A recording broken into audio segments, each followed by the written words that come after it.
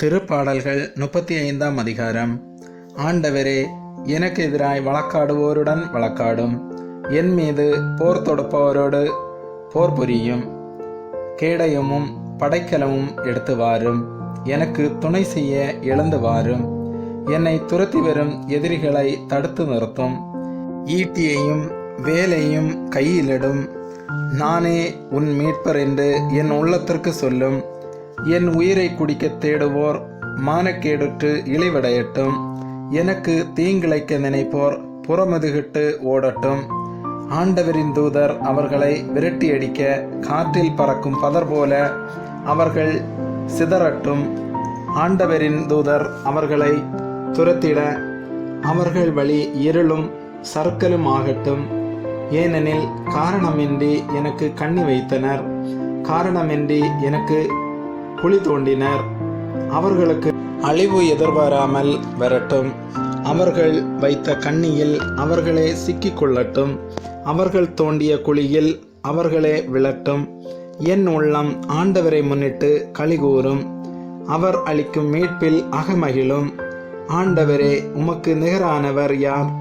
எளியோரை வலியோரின் கையின்றும் எளியோரையும் வறியோரையும் கொள்ளையடிப்போர் கையின்றும் விடுவிப்பவர் நீரே என்று என் எலும்புகள் எல்லாம் சொல்லும். பொய் சான்று சொல்வோர் எனக்கு எதிராய் எழுகின்றனர். எனக்கு தெரியாதவற்றை பற்றி என்னிடம் வினவுகின்றனர்.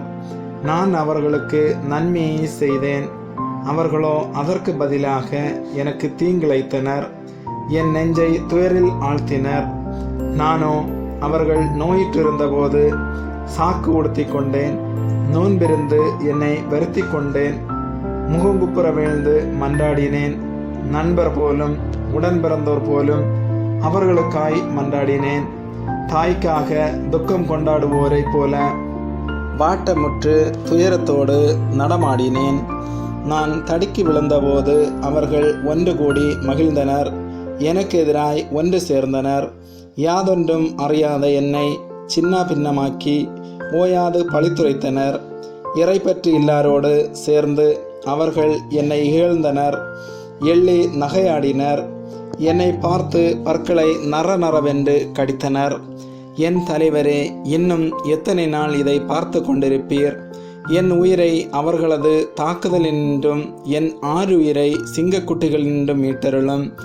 மாபெரும் சபையில் உமக்கு நன்றி செலுத்துவேன். திரளான மக்களிடையே உம்மை புகழ்வேன். வஞ்சகரான என் எதிரிகள் என்னை பார்த்து களிக்க இடமளியாதீர். காரணமின்றி என்னை வெறுப்போர் கண் சாடை காட்டி இகழ விடாதீர். ஏனெனில் அவர்களது பேச்சு சமாதானத்தை பற்றியதென்று. நாட்டில் அமைதியை நாடுவோர்க்கு எதிராக அவர்கள் வஞ்சகமாய் சூழ்ச்சி செய்கின்றனர்.